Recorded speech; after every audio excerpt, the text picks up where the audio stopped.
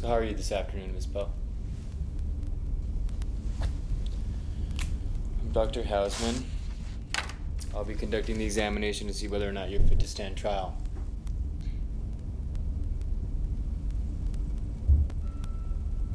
Miss Poe.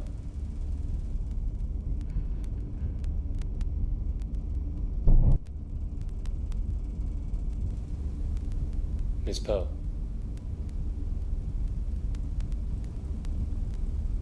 Hello.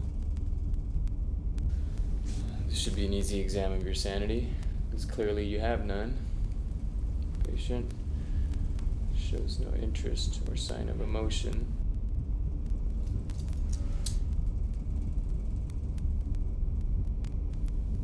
You are in there. You look like you've been crying. No. I've been screaming. No, thank you.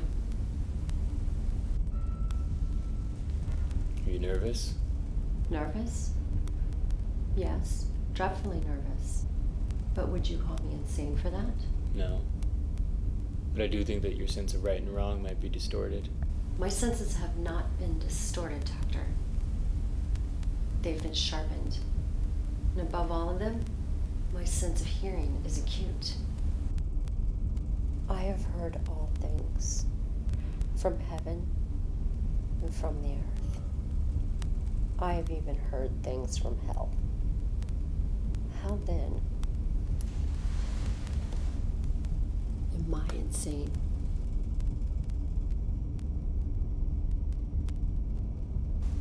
Let's assume I don't know what happened. Why don't you tell me? I'm gonna hear your version. Why'd you kill him?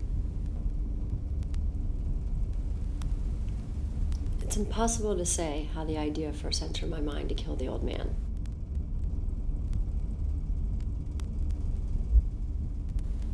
But once conceived, it haunted me day and night.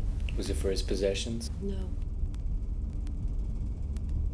Was it out of passion? No. I mean, I loved him, yes, but not in that manner. He never wronged me or insulted me. I had no desire for his money. And why do you think you killed him? I think it was his eye. Yes, it was his eye. Whenever it looked at me, my blood ran cold. And thus by degrees, very gradually, I decided to take the life of the old man.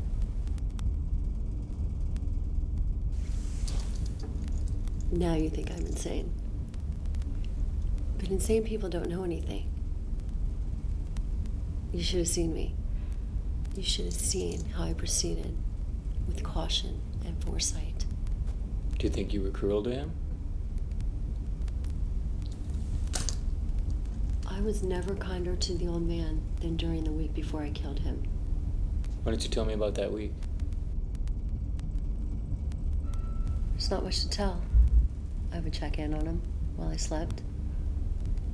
I don't know the date or the time, but one night it became clear to me that to be rid of his diseased eye, I had to kill him.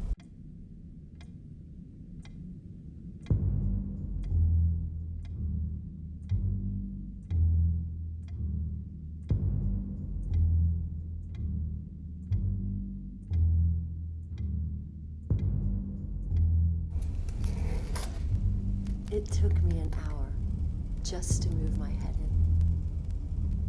Now, would an insane person be smart enough to do that?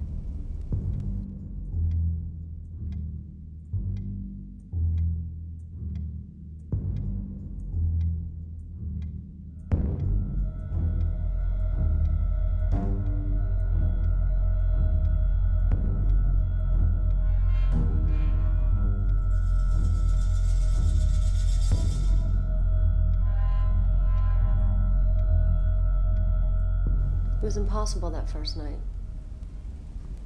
Couldn't do it. I don't follow. His eyes were closed.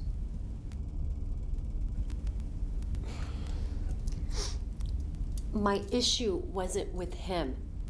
It was with his evil eye. So you hated him because of his eye? I did not hate him!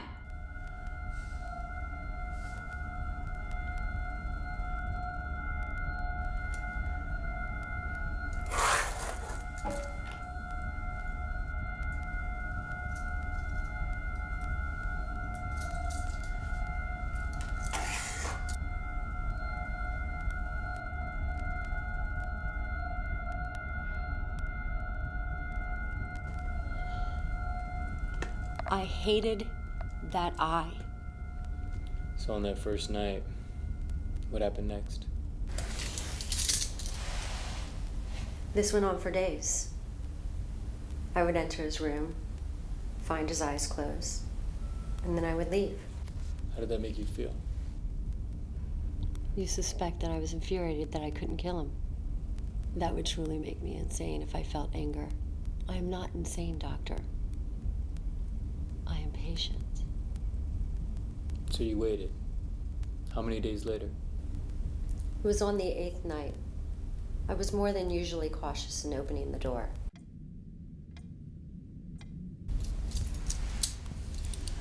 And watch his minute hand moves quicker than I did.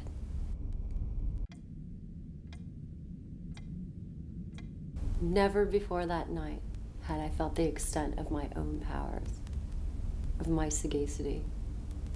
I could scarcely contain my feelings of triumph. To think, there I was in his room, moving little by little, and he's not even aware of my secret deeds or thoughts. So you were in the room? What happened next?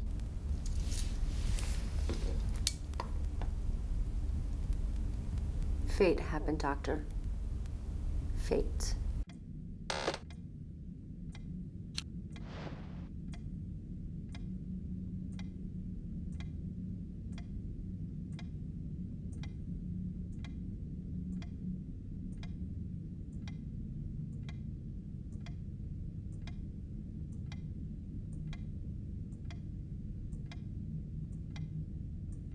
Have I not told you, Doctor, that what you mistake for madness is but an over-acuteness of the senses? Yes.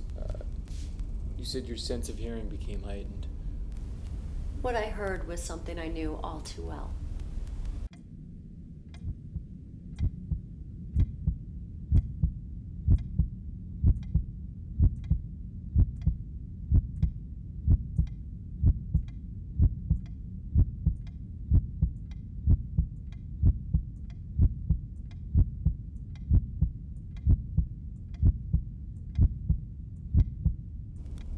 So you heard your heartbeat.